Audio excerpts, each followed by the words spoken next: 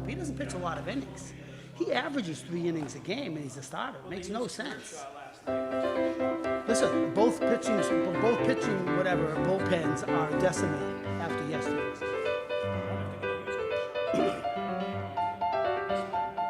Why wouldn't they? Yes, this is the guy.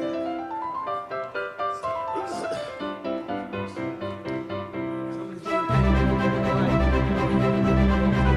what do I say? That ball. What do I say? That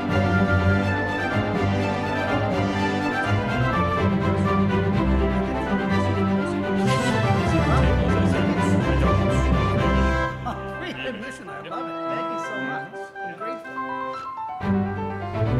I'm coming to town.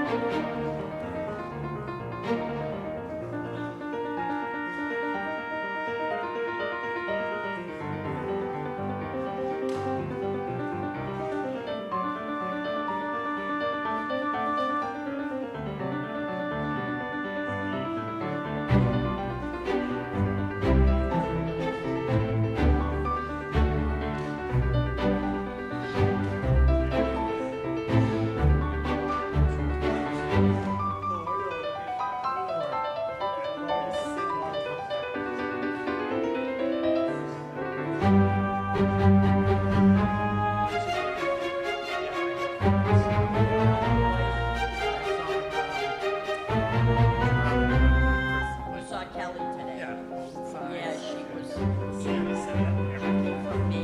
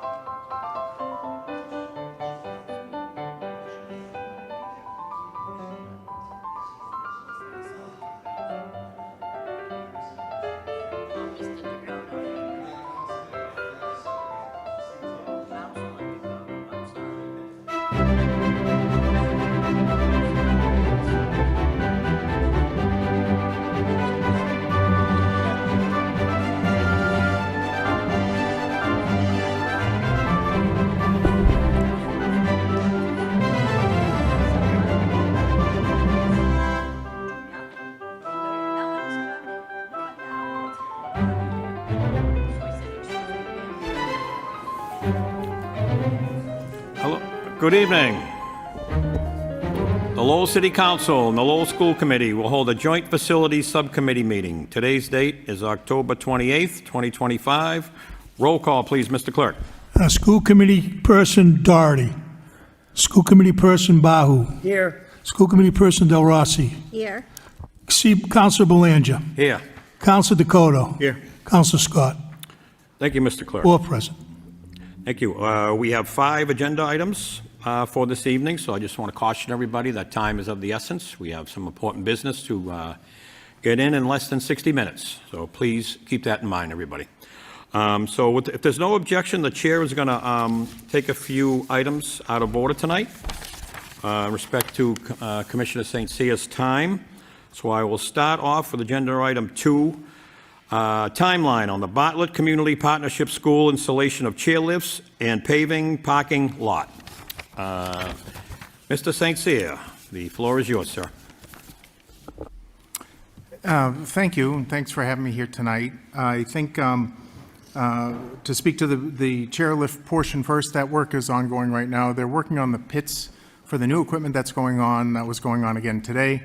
I would say the equipment is due to arrive in these next couple of weeks, and the installation will happen, within that week or so after. So I would say in these next few weeks, we should have that wrapped up at the Bartlett.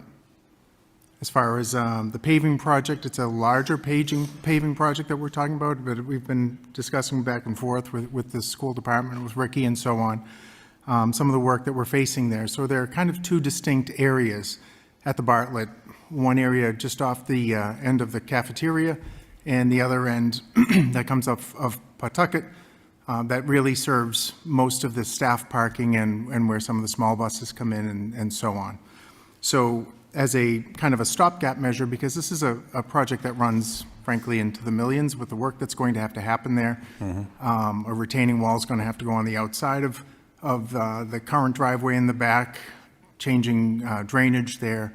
We're going to be going to underground utilities to come up the side of that driveway and adding parking lot lighting and so on. So there's a lot to that project. On the cafeteria end of the building, there is an issue with the retaining wall at that end as well.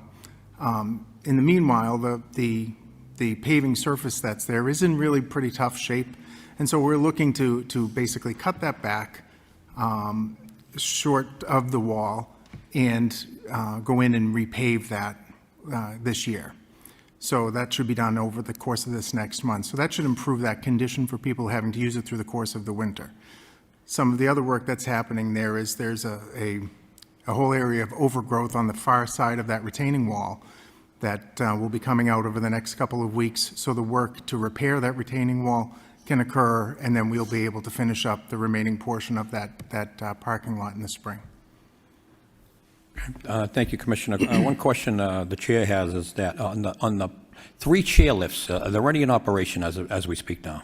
So 2 of them have already been removed in anticipation of this work that's going on, because there are new pits that actually have to go in underneath them. The new equipment actually has some apparatus that falls below the platform itself, and so that work is underway right now. So those are missing from the location. The one that's still in the classroom has been left there in place until that work actually is going to happen in these next couple of weeks.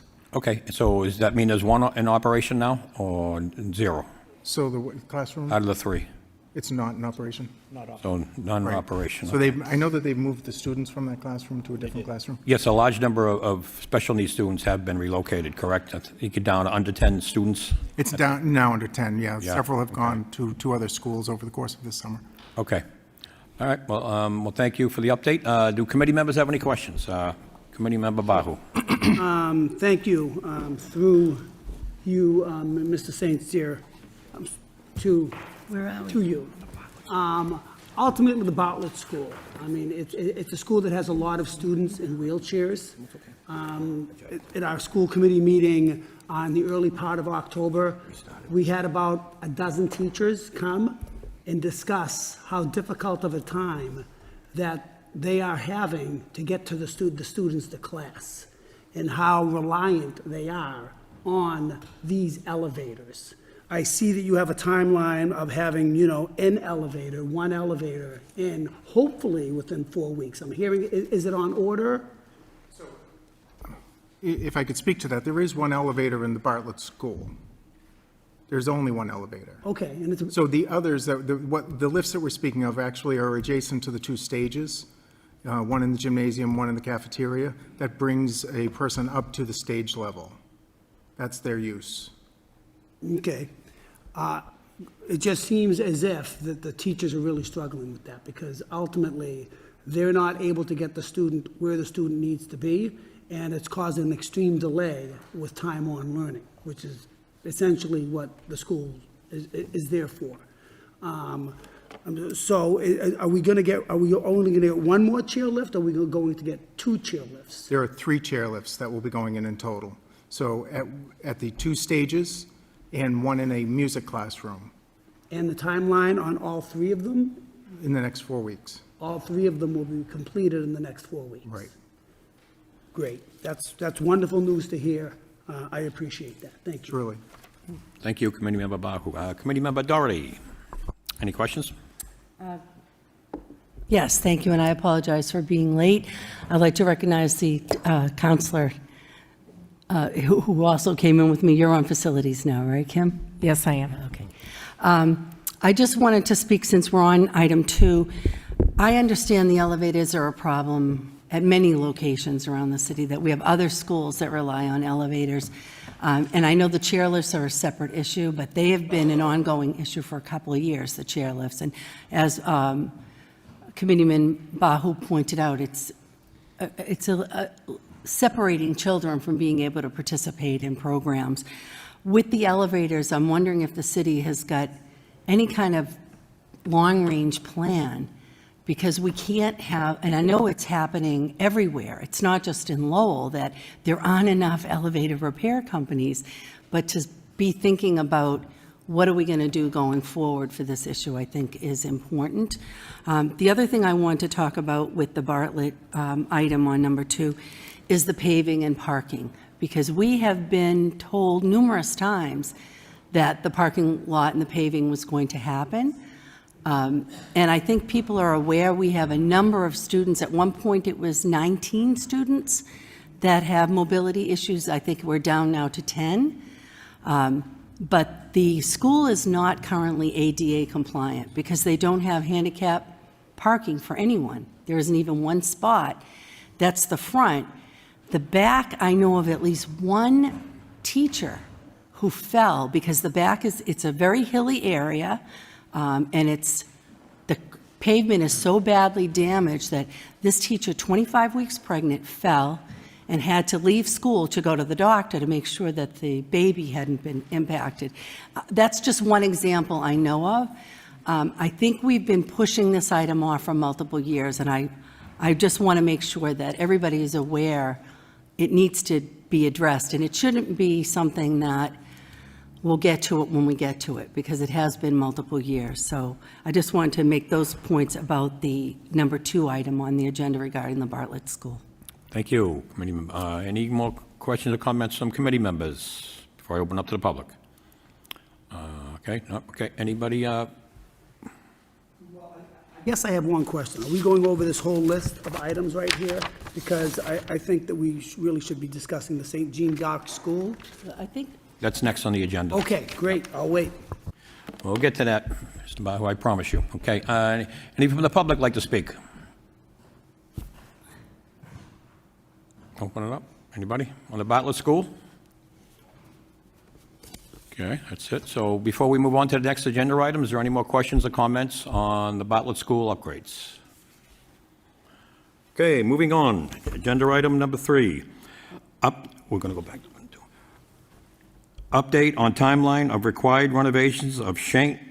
Jean D'Arc School, including the elevator. Commissioner St. Cyr, please. So on a weekly basis, there's been an OPM that has been given the position for the Jean d'Arc. Watermark, we've had the opportunity to work with Watermark in the past. They've done several of the MSBA projects that we've worked on. And so they've been, as well as some of the ARPA projects that have been going on as far as park work and so on. So they are a local organization, and they've been really very helpful to us as we've, been bearing down onto making the improvements there. So some of the work that has got underway is some of that pre-work. So we have ground penetrating radar and survey work that's been happening, and geotech that's been going on, all in making ready the scope that will be going out for the design work. We've also been working along with the schools. They've been really very helpful to bring out the tangible things that they would want and need to be able to suit this kind of program. Some of the things that many people might not think about. We had the opportunity to tour Crest up in Andover and see how they address the concerns that parents and children have in this kind of a program, with lighting, with even some of the safety things when you would get to a stairwell, and the safety components that are put there in place. So it's allowed us to really gather a lot of really good information to be able to bring the school online. So that's the process that we've been following. We're about to go out to bid for a designer for that portion of it. And we have a separate elevator consultant that's coming on board as well. And that's really so we can bear down and move this thing along as quickly as we can. Thank you, Commissioner. Any questions for Commissioner St. Cyr? Jackie, start with you. Thank you. I know at our last meeting, we talked about the timeline for this, because as you know, the schools they have a number of students that were hoping to move into the John Dark. And at that time, I thought we were looking at an opening being able to open the school fully. I know we've got some students there now. Are we still on track for that schedule, which I thought it was going to be in the fall of next year? Yeah, I don't see that the elevator could be completed in that time through the design process, even the procurement process. That's one of the common things I think we face across all of the buildings across the district, as far as even renovation. If you look back to the Bartlett School, for instance, taking any of those elevators out of service, it goes on for months and months at a time. And so when do we choose to be able to do that? There are so many programs that happen, throughout the course of the year. So there's no great opportune time for this to happen. I think that's going to be a difficult part of this process going forward. If I could just follow up on that, and then Yeah. I don't know if anybody else wants to speak, but in June, I think we talked about a year out, that it takes a year out with the elevator, right? So that was back in June when we met. Wouldn't the summer be an opportune time to be, renovating or changing out the elevator, especially with, if we were planning to go on board by December, let's say, or in the fall? Did something change with the elevator situation that we didn't actually have that year out from June? I wouldn't say that things changed. I think the process takes, there's an awful lot that we're trying to accommodate here, and we're even looking at some of the different options with that. I think that's what eats up some of the time, the regular procurement process that we have to go through, and all of the steps of who is going to be involved with that. So we're certainly, not looking to make this linger. We'd like to be in there as soon as possible. So do we have a different date for when we'd be able to move students over there? I think we'll be able to give a better date once we have the design work done and it's going out to bid. I think that will help for that scope of work. Some of these things that as far as what would be included with the scope and things that were necessary for it, we've been gathering over these last couple of months even, with getting right down to the bare knuckles of what needs to be in that classroom, what are the things that are going to make it safe. What are the other, whether it's enunciators for classrooms to leave, and all kinds of things that really have to be thoughtful for this kind of school, there's no doubt. Thank you. Thank you, Committee Member Doherty. Councilor Dakota. Thank you, Mr. Chairman. Jumping on what Ms. Doherty had just mentioned in our June subcommittee meeting, it was my recollection that the RFP was going to go out for the elevator. But now I'm curious, Mr. St. Cyr, that you mentioned that now we're looking for an elevator consultant. If that was the case, why didn't we bring that consultant on back in June? So at that time, the OPM had not been awarded the contract at that. So part of this is that we're following the chain of events that has to happen. They would be brought in place as well. And so we've been working with Watermark to make that part happen. They've done many, many different elevator projects, thankfully. They've done a ton of work for the VA around all of their elevators and so on. So they have been really helpful for us being able to get through this process. Thank you. Thank you, Councilor Darty. Committee Member Bahu? Sure. Thank you for all you're doing, for, trying to find a designer, looking at the scope of work that you need, the lighting for the students that will be there and such like that. We appreciate that. I'm not sure what timelines on elevators are. My guess is we may need a shaft, and I'm going to guess if you build an elevator, you're going to have to build a shaft. I'm not sure if it's going to be on the outside of the building or on the inside of the building. And to make it ADA compliant for us to open the school, we need that elevator in. And I understand all that other stuff in order to get the school up and running at its best. So the question is, when we order an elevator and we order a shaft, what is the timeline on that? And then, of course, we have to install it, right? So what's the timeline of getting the elevator delivered and the shaft delivered, and then, of course, have it all installed?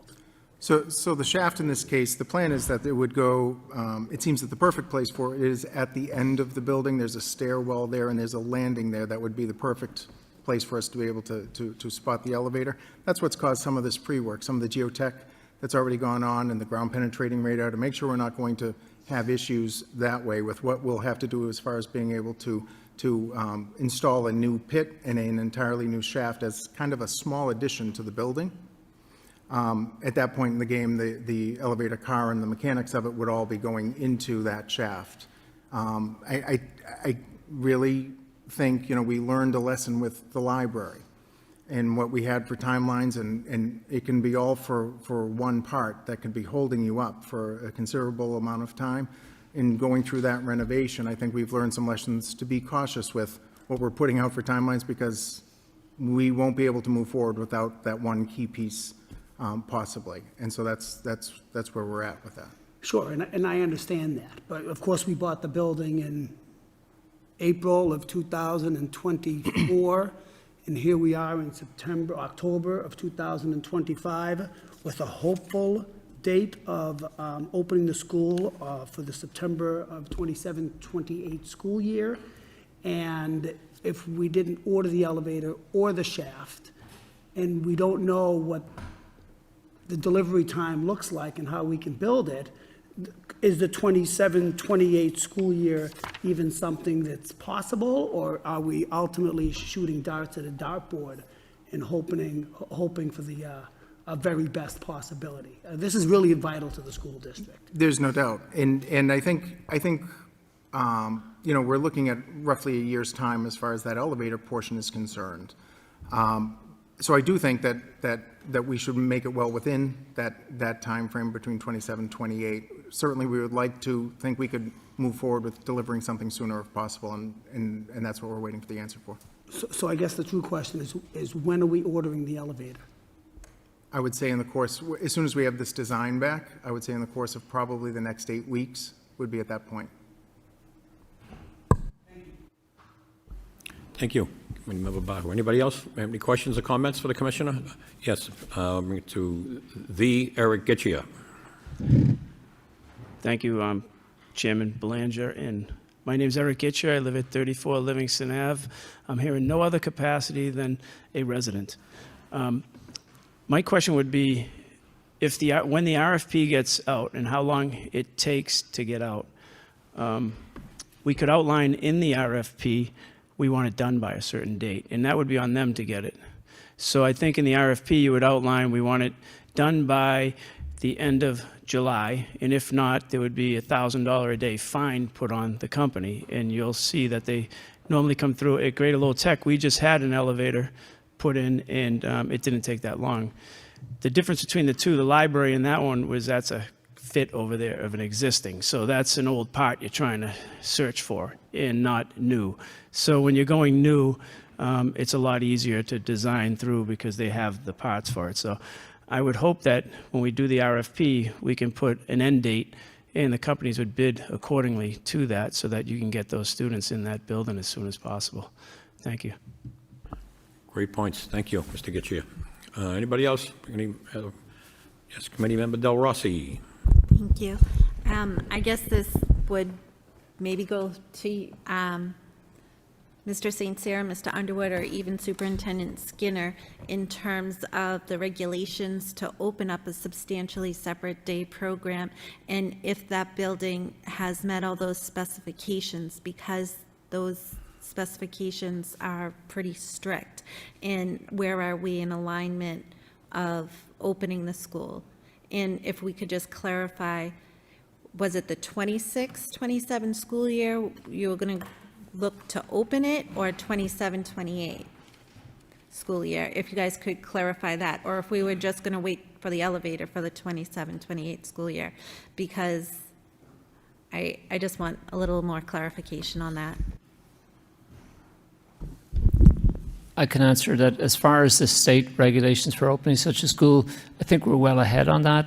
And Commissioner St. Cyr and our Assistant Superintendent for Student Support Services, who oversees special education, have looked into it, have visited other programs. And but having said all that, we won't get certification until we have the building ready. But we're aware and we're in good position. Given the updates that we've received from Commissioner St. Cyr, if the elevator won't be ready until the beginning of the 27-28 school year, I don't anticipate we could use the building while the elevator is being constructed. It would be quite disruptive. So, Okay, thank you. Thank you. And I just have one more comment, Yep. Mr. Chairman. And the comment is that, we are renting the Janus AD School over in Chelmsford, and we are spending upwards of $500,000 per year. I know this overall cost of this project may be $1 million, $1.5 million, or even $2 million. But ultimately, this rental is really not even too compliant to what the students need. But realistically, it's coming out of the school district budget. So it's pretty difficult, this timeline. So, however, and, I think Mr. Getchia had a great idea, to go ahead and put an end date on it. It would be most beneficial. Thank you. Thank you, Mr. Bahu. Anybody else? Any other questions? Councilor Scott. Thank you. I guess my question is for Mr. St. Cyr. I'm just curious, since April of last year was mentioned as the date of procurement, I guess what has been the timeline up through now? Like, what is the process that you've gone through to get, have we been tied up in purchasing? Have we been tied up in contracts? I'm just curious why we're at this point right now today. Thank you. So I think there's kind of a list of things as we're trying to put together what the needs were going to be for the school and what we'll have to have for improvements being put in place there. We've gone through a lot of assessments, hazmat assessments, and so on, moving forward with some of that, the abatement side of things, having an understanding that, to Superintendent Skinner's point, that we really have to be able to deliver that end product because of the disruption that it'll cause to the kids that would be going there. We've done other things with, moving along with the traffic engineer to reorient the traffic on Drake Street and the steps that we're going to have to go through that way.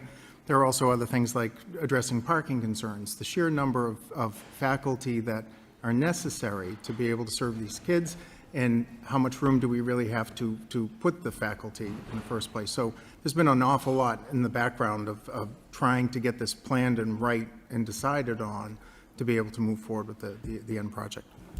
Okay. Thank you for that. So even though it was an existing school, there's an awful lot of things that we have to take a look at before we can just move forward. So thank you. Something, and if you don't mind, I think it's typical that people might not realize the intensity with that faculty relationship with the kids that are there. So when you think about, okay, we're moving, let's say 100 kids, we're also talking about there's 100 faculty there nearly. When you get in all of the different support people and the one-on-one people that are coming in and out. And that's a very different thing from what we have at a typical school as far as making that kind of accommodation for where are these people going to park. So there was a lot that went into that, but it was different from what we would see in any other typical school. Councilor Scott? Okay, thank you very much. Any other further comments or questions before we move on to the next item? Okay, moving on. Item agenda 4, timeline on Pawtucket Memorial Elementary School roof repairs. Commissioner St. Cyr, back to you, sir. So the design for the roof is complete. I would say we'll see in these next few weeks that we'll be out for bid for going to work in the spring. It's going to be fairly invasive with, there are 2 roof layers that are there on sections of the school. I'm glad to say that we don't have any open tickets for any leaks or anything going on there at this point in the game. We've gone through, kind of with a fine-tooth comb, looking for any kind of new areas that way, and so we're in fairly good shape that way. The delivery of the chiller unit that's been up and commissioned, that's there, and a lot of work that's happened on controls and the HVAC systems that have been there. There's been an awful lot of work that's gone on to the school over the course of this last year.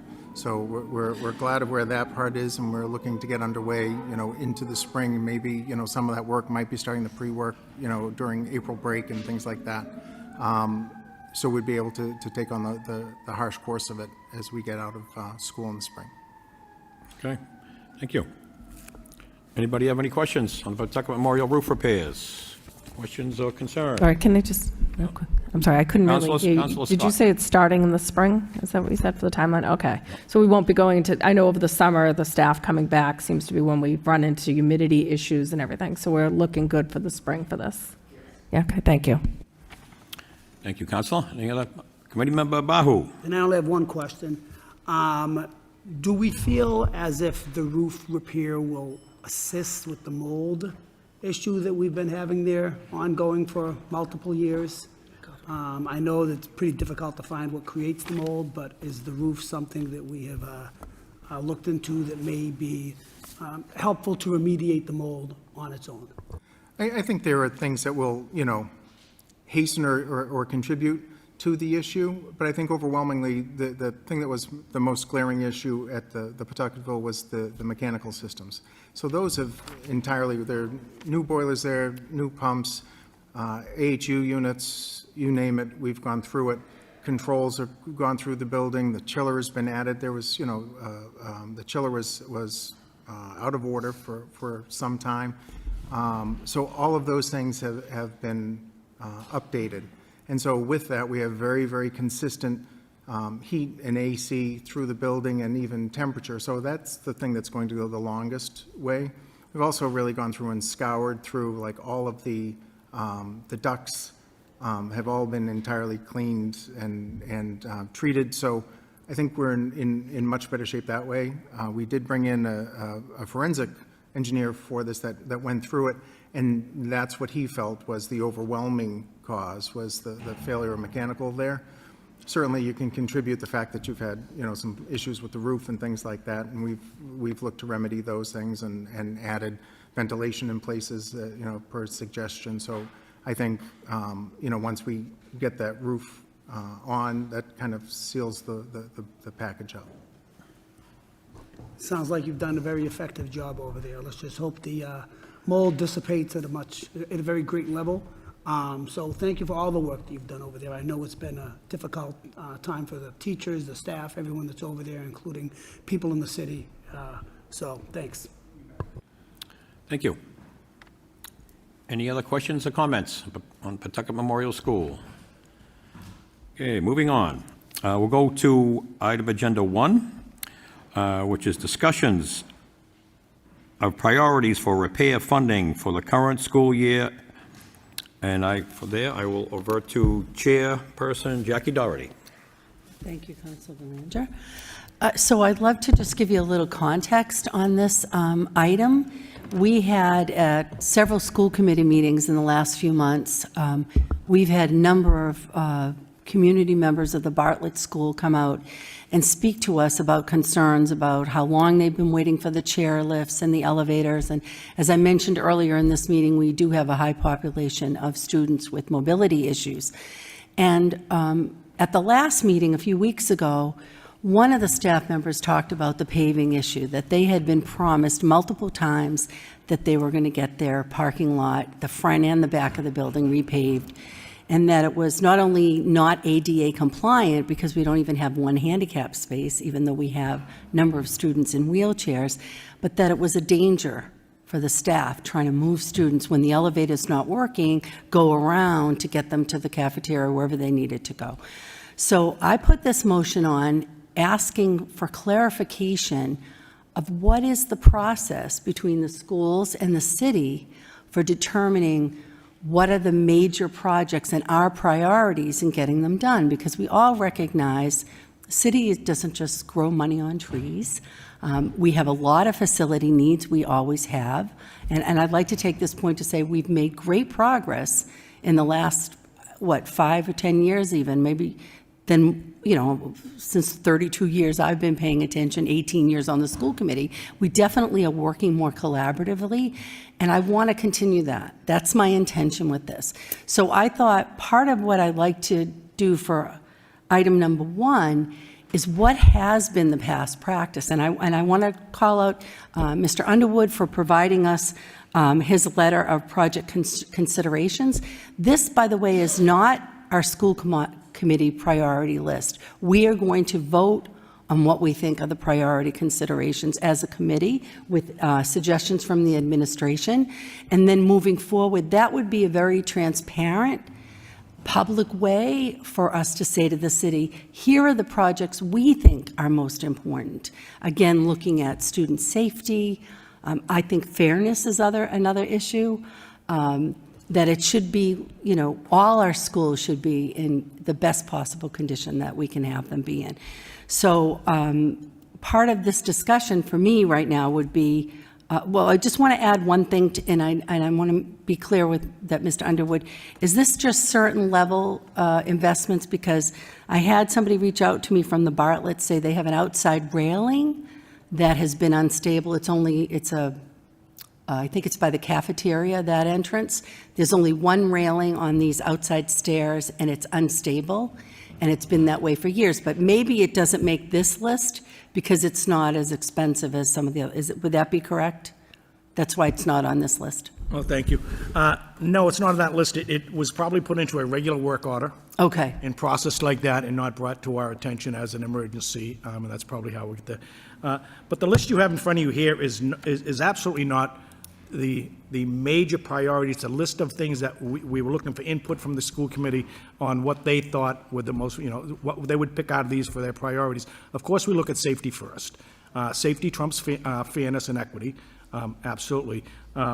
In relations to the parking lot, how we decide on the parking lot, the Sullivan and the Riley, the city and the schools discuss every week what we think our priorities are, what we try to push forward regardless of what's on the table. And your priorities change all the time. You may have a school that is down to one bathroom, now that becomes a priority. But these major dollar projects are done through capital requests, through discussions, and then vetted through the city on what's available funding and what they think they can take on. But again, looking back at the parking lots, because I know that's been a topic of concern, when you look across the district, the Sullivan and Riley were by far the worst parking lots in the district. They were, they had potholes on the sidewalks, curbing. They were in terrible shape. So 3 years ago, we targeted those first. Not because of its location or anything like that, simply because that was in the worst shape. The following year, we kept that process going, and we targeted 2 more schools, and we did the Bailey School and the Daly School. Daly School probably may not have rose to the level of high priorities, but it was directly next to one of our worst conditioned schools. Anyone that had been at the Bailey School knew that when you came into that parking lot, it was in deplorable shape. And it just made sense to be able to target the sister schools because they were next to each other. This year, again, continuing that process, the city's been very cooperative with us, and we targeted the Merkland School in the backside of the Robinson in the McAuliffe. Again, the Merkland School, and it's been in that Merkland School, it was horrible. From from the beginning of Adams Street all the way to the thruway to the housing. It was terrible. So we picked those schools because those were in the worst shape. And when you look at the Bartlett School, although it's very congested, the condition of the parking lot isn't as bad as a lot of the schools we had. We have one section of the school that's probably worse than all of the rest, correlated to it on the left side of the school, but you're looking at 6,800 square feet with 13 parking spots. So when you look at equity in limited funds, you look at, okay, Merkland School, where we had 40, 50 parking spots in bad shape, or the Bartlett School with 13 spaces. So we just have to prioritize. Now, we are targeting that for a repair this year, as Paul said, in that small section of the building. The small section of that parking lot, which is by far the worst shape of that, of the grounds around there. And it will really do a lot for the school. I think that's, gives us the biggest value for our dollar. And going back to parking spot, there are actually, I'm not sure if you know, there are actually 3 handicap spots at the Bartlett School that are located right next to the ramp in the back of the school. It is a little bit tight back there, but there is absolutely 3 parking spots. I actually have, I took some photos in case you want to see them, just to remind yourself of what's over there. I'm not sure if you've, how often you've been there, because it's very, very congested there. So that's kind of how we do our priorities. We discuss them, we look at them, we look at available funding, and then we do what we think is the most important projects with safety being first in mind. So if I could just follow up, and then I see that Committeeman Del Rossi. So, Mr. Underwood, you're saying that we have presented what our priorities were, and the city followed through on those priorities? We have. So the Daily Bailey last year was considered a higher priority than the Bartlett, It was. even though at that time they didn't have any children with mobility issues at the Daily Bailey. But we still have a large number of staff and student body that were using those entrances every single day.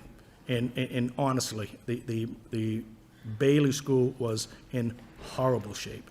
And we were also able to do that, not only were we able to pave that parking lot, we were able to give them a much-needed expansion in their parking. I think we added 24 parking spots in that space. I do know that. So not only now the Bartlett School, you don't have that luxury of adding space. There's not a lot of space that you can Right. add there. We can widen that back parking lot, but it's a layered process. You have the telephone poles that run down there on the side of the hill that would have to be removed. We would have to put that underground. We'd have to add a retaining wall in there to widen that space. It's a very, very big project. But the parking lot that we were talking about earlier to the left side of the loading dock is by far in the worst shape, and I think it's going to go a long ways to getting that done, striped, painted, and then also addressing the landscaping behind it. So are you saying that that is now going to happen, that part of the parking lot is, because we have been told the Bartlett was going to be done in the past, so I'm just wondering what makes it different this time? You're just going to do a piece of it? Yeah. Is that the city is committing And to first of all, that? I apologize. We may have misled the project that we were targeting to really, that we had presented forward to the committee to happen this year was a back parking lot expansion. We were going to widen the back, we were going to remove those. It just got very expensive, very entailed. There was sewer lines that had to be moved. The deeper we look, the more we looked at, the deeper and more expensive the project got. And we just realized we didn't have the money or the time to address it this year. So we're going to take that small section, address that, clean up the grounds a little bit, and then try to target that for next year. Okay. You'll be happy, Ms. Doherty, when you see Well, what we're going to do, when you see what we're going to do there. I promise you'll be happy. When I actually see it done, I will be happy, thank you. I think we're also dealing with the neighborhood that the staff can't park on the streets. It's a much more dense neighborhood, so they need the parking, and I'm just going to go to Ms. Del Rossi. If I could just add one more thing, though. We're never going to make the staff completely happy with parking at the Bartlett School. It was not designed for that many staff. It was designed back in 1960 or so, when we had one car for each teacher and not as many programs. Now we have paras, we have tutors, we have one-on-ones. It just was not designed that way. You'll always have parking problems at the Bartlett School. You will always have parking problems at the Green Elk School, unless, of course, the city or the school department, whoever was to take something in eminent domain and add more parking. But there's no magic wand that you're going to wave and 50 cars are going to disappear. We had the same problem at the STEM Academy. We were able to address the STEM Academy by adding, I think, 26 parking spots, but that's a different animal because we have so much space around it. Bartlett School is tight. Greenhouse School is tight. There's just not a lot we can do. Ms. Del Rossi? Yes, in terms of the parking, the handicap parking at the Bartlett and the handicap drop-off, I know you said you took pictures, but we've been having parents come in and complain that there's no handicap parking at the handicap drop-off. And I think that's a frustration upon parents, and as well as how bad the paving is and the not having the use of the lifts or the elevators, and, staff having to wheel someone down and almost falling with them, so I just don't think there's ever too much money to spend on something which is such a necessity. Thank you. So Counselor this year. Scott? and I'm Oh, sorry, did you want to answer? Just to add on to that, so this year, the traffic engineer actually went out, and there are 2 spots that are on the front of the school on 1 Lancet for drop-off for handicap, and they're signed that way. But is that also where the drop-off is for the specialized programs that these students with mobility issues would need to enter from? Well, they're in 2 places. So there are 3 in the back of the building, and then there are 2 in the front. One of the concerns, and I visited with one of the parents of one of the children there, and she said that there are oftentimes doctor's appointments that they might be coming from, and they're arriving to school, let's say, after that, and so they would naturally be checking their child in through the front door. And she noted at that point that there were not any drop-off spots for handicap. So those have been addressed. There are 2 that have been added, and they're signed. And like I said, there are the 3 that are in the back, which are close to where the typical drop-off is for the children who have and need those services, with 2 handicap ramps that go into the school building at that point. There's 3 spots. Thank you. Just to clarify what we got, are these, they don't say handicap. Is there signage? They are handicapped. If I took a bad picture, they are stamped on the ground, handicapped. They need to be repainted and restriped. Because, it's not showing up in the picture at all. Bad. So maybe just re-signage would help, because so many people have told me there's no handicap spots there. Anyway, Counselor Scott, you had your hand up. Thank you. Yeah, just a question, I guess it's really out of curiosity on the school side, I guess. How long has this program been at the Bartlett School? And I'm just a little curious about the decision, I guess, what placed the program there. You have extra staff with the special education program. We're talking about accessibility issues at the school with, 3 lifts that don't work, no van parking. So I guess that was just my I question. think that's an excellent question, and I'd love to answer that for you, because this happened without the school committee's knowledge under prior administration to move many of the LEAP programs and those classes over. We have tried to go to more accessible buildings, and we offered it out to families, and which is why we're now at 10 students with mobility issues instead of 19. But many parents, as you can understand, they have their child at a school where they've been for years. The Bartlett, it goes to 8th grade, it's a K to 8, and they didn't want their children to leave their friends in their neighborhood. So they stayed at the Bartlett, and we honored that. But the plan is not to be continuing to put those kinds of programs in a building that really can't support it. Thank you. Councilor Dakota. Thank you. Mr. Hall can correct me, but I think at that time, when Dr. Boyd was here, the reason why that program was put there was basically capacity. None of the other schools had the capacity that the Bartlett had to put that LEAP program there. And that was the reason, bluntly, I think that's the reason why. But now we're at this point where consideration should be made for maybe looking at a different site. I don't think it was ever a good decision. But, so. You can give Dr. Boyd a call, I guess. Mr. Underwood? So, if I could correct you on that, the Bartlett School was decided to house those particular students before Dr. Kafari was, so it was before Dr. Boyd. And it was really because the principal, the former principal at that school volunteered to take the students on. But I can, on a facility standpoint, out of the 28 schools, 31 buildings we have, there can't be a worse building in the city to house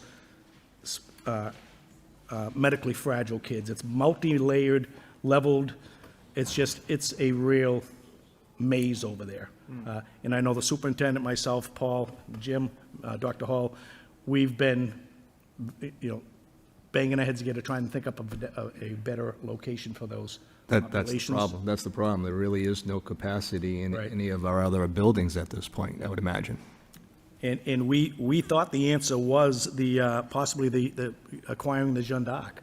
But as the numbers rose in that specialized category, that was no longer an option for us. And So we're seeing CSA numbers skyrocket.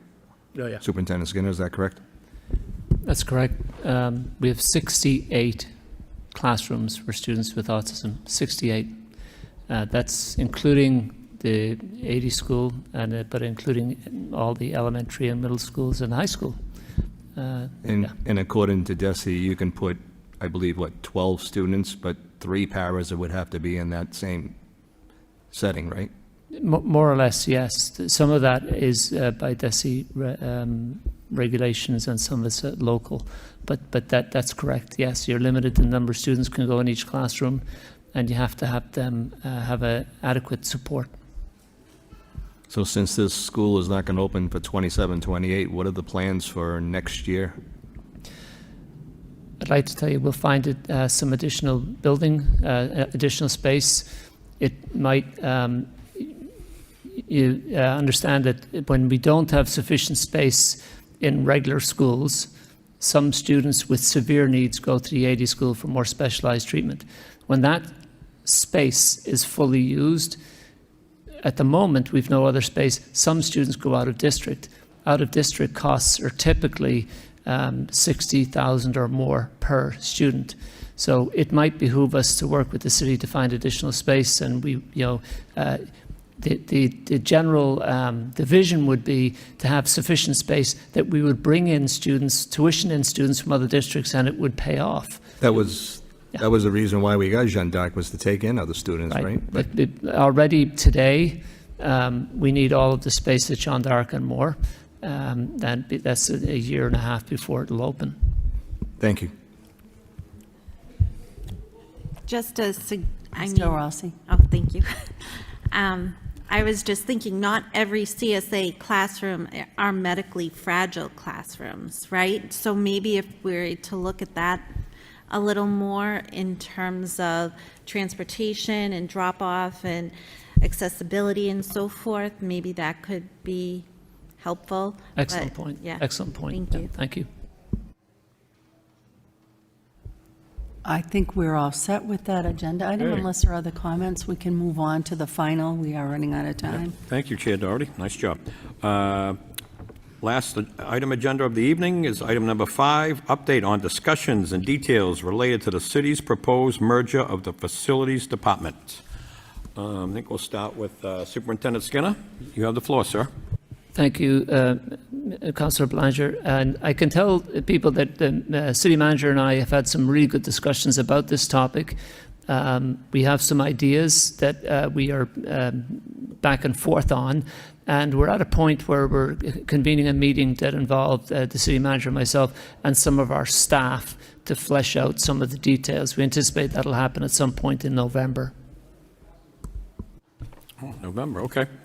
Thank you very much. Glad to hear conversations are ongoing. Councilor Dakota. If I may, Superintendent Skinner, when you say there's other people that will be involved, may I ask who?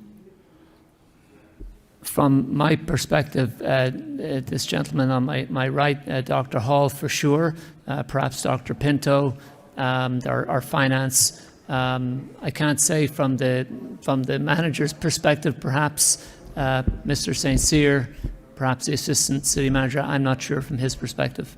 Okay. I just feel as though we're dragging this a bit, because then when I look at this list, this wish list, This is exactly what a facilities department would be looking at for a 5-year capital planning. And I guess the sooner the better but I'm glad to see that progress is being made. So we should hear some word by November, is that what you're telling us? I anticipate that we'll have had a full meeting with support staff in November, yes. Okay, thank you very much. Thank you, Councillor. Any other questions or comments on the proposed merger?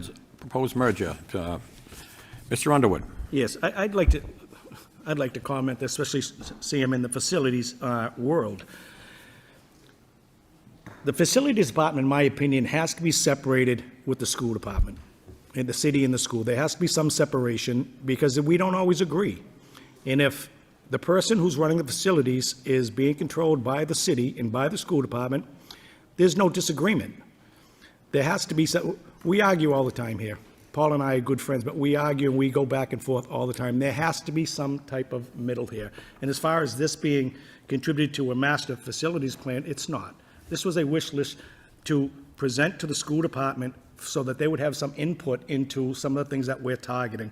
But a master facilities, 10 and 5-year master, we've entertained that for bids for the last 3 to 4 years with we haven't had any viable companies bid on that.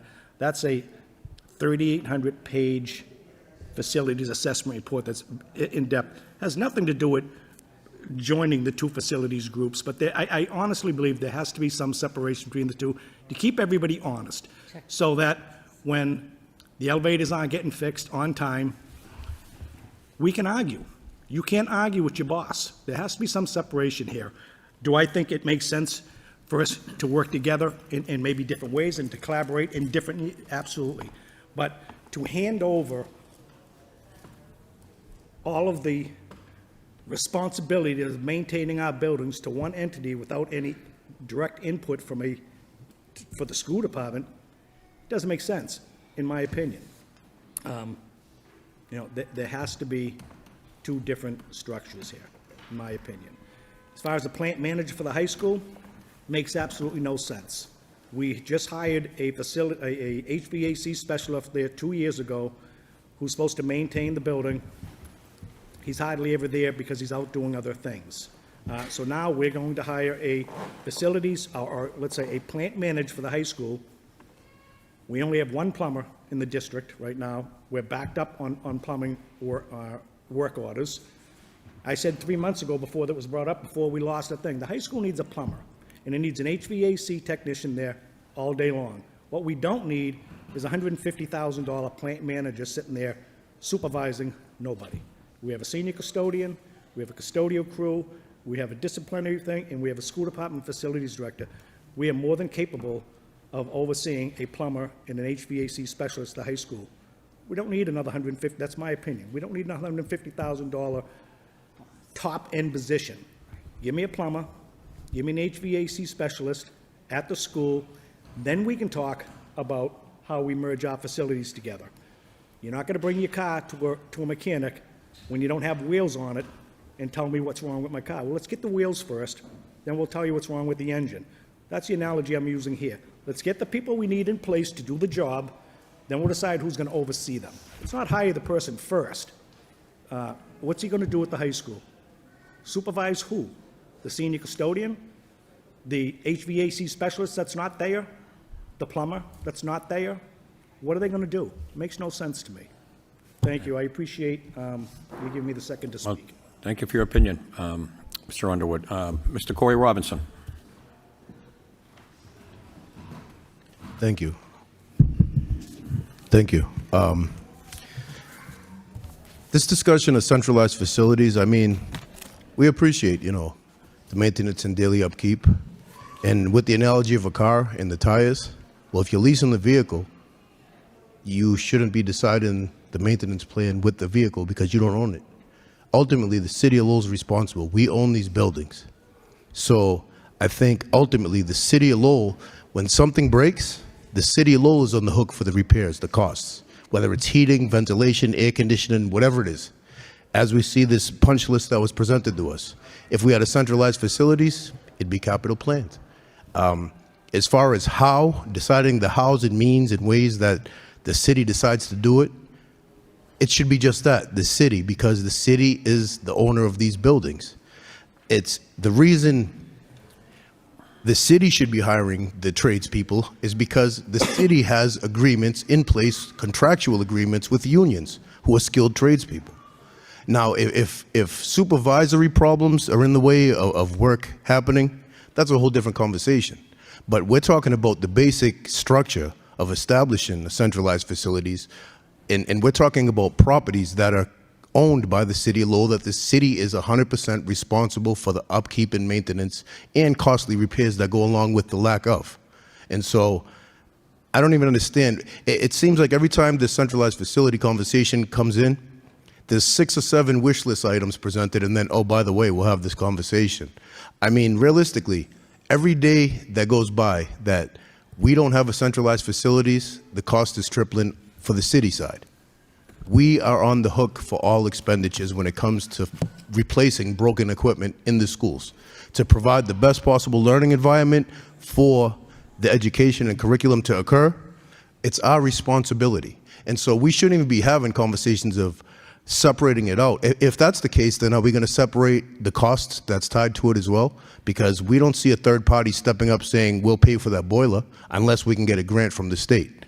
So when it comes down to it, at the end of the day, not only is it contractual with unions, where unions should be filing grievances realistically based on the amount of work that's being done, in some instances that flies under the radar by people that aren't even supposed to be doing that work, but I think everybody's rolling in the same direction and trying to accomplish the same outcome.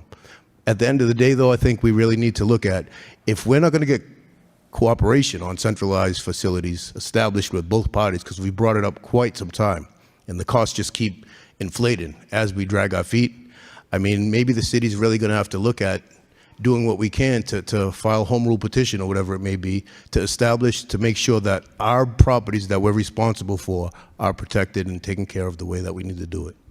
Thank you. Thank you, Mr. Robinson. Unfortunately, we are out of time this evening. We covered all 5 agenda items. Do I hear a motion to adjourn? Motion to adjourn. Made by Mr. Underwood, seconded by Committee Member Del Rossi. Thank you very much.